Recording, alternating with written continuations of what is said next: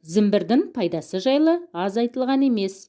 Оның адам ағзасына пайдасы барын медицина дәлелдеген.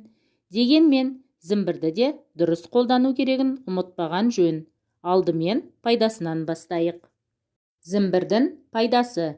Зімбірдің тамырында А, С, В1, В2 дәруменімен магний, фосфор, темір, кальций, натрий, цинк және калий сынды минералды заттар, түрлі пайдалы амин қышқылдары бар. Зімбір арықтауға көмектеседі. Зімбір қанды қыздырып, айналымын жақсартады. Соның арқасында асқазан жұмысы мен зат алмасым күшейеді де, адамның арықтауына септігін тигізеді. Зімбір тұмауды емдейді.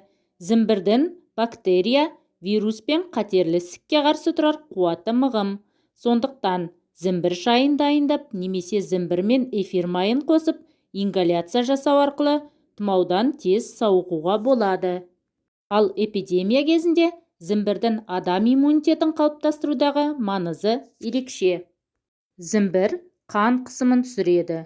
Жоғарыда айтқанымыздай, зімбір қан айналымын күшейтеді. Соның есебінен қан қысымы да төмендейді.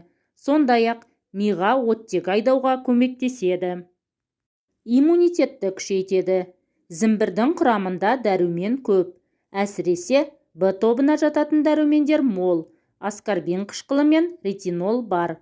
Ал бұлар адам иммунитетін күшейтуге жақсы көмектеседі. Токсикоз бен улануды қайтарады.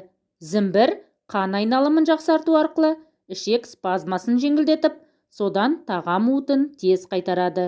Ол үшін зімбір кішкене бөліп алып, шайнап, сумен жұту керек. Зімбірді қандай адамдарға жеуге, ішуге болмайды? Гастрит, асқазан жарасы бар адамдарға. Зімбір асқазанның шырышты қабығын тітіркендіруі мүмкін. Сондықтан асқазан қышқылы көбейген жағдайда зімбір шайын ішпей-ақ қойған жөн. Бүйрегінде тасы барларға. Зімбір бүйректегі тастың ары-бері қозғалуына әсер етуі мүмкін. Ал бұл бүйрекке жақсы емес. Дене қызуы жоғары кезде. Зімбірді дене қызуы жоғары кезде 38-де 5-тен жоғары ішуге болмайды. Өйткені қызуды одан ары көтеріп жіберуі мүмкін. Ал дене қызуы енді көтеріле бастағанда, оны қайтаруға зімбір шайының пайдасы мол. Жүрек ауруы бар адамдарға. Миокард, ишемиялық жүрек аурулары, қан қысымы жоғары, инсульт, инфаркт алған адамдарға зімбір шайын көп ішуге болмайды. Өйткені жоғарыда айтылғандай, қан айналымы күшейіп, жүрекке салмақ түсуі мүмкін екен. Жүктілігі екінші кезеңінде. Негізінен зімбір жүкті әйелдердің жерігін басуға септігін тигізетін өсімдік. Бірақ оны жүктіліктің екінші кезеңінде қолдануға болмайды. Өйткені қан қысымын көтеріп жіберуі мүмкін. Зімбір көбінесе дәмдеуіш ретінде қолданылады. Сондай-ақ оның тамырынан тосап қайнатып, оны сорпаға қосады. Жана піскен немесе маринадталған күйде жейді. Зімбірді кондитерлік өнімдерге, тәтті тағамдарға және сусындарға да қосады. Сонымен қатар кәмпит, тосап, печенье, кекс, бисквит, компот, пудинг, сыра, ликер құрамында да зімбір кездеседі. Азия елдерінде зімбірді ет, құс еті, балық және теңіз өнімдерінен жасалған тағамдарға қосады.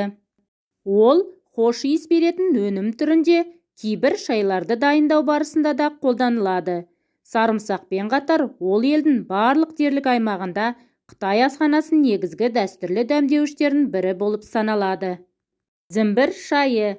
Бір порция үшін 1 шай қасық үгітілген зімбір, 1 стақан су, дәміне қарай бал, қант, лимон.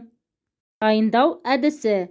Кішкене кастрюльге су жылытып, оған зімбір, үгітілген лимон қабығын салыңыз. Суды қайнатып, оны оттан түсіріңіз. Дәміне қарай қант, бал және лимон қосып, шынаяққа құйыңыз. Ыстық түрде ішу керек. Достар, бүгінгі менің видеом ұнаса, лайк басып, комментарий қалдырып менің каналыма тіркелуді ұмытпаңыздар. Сау болыңыздар.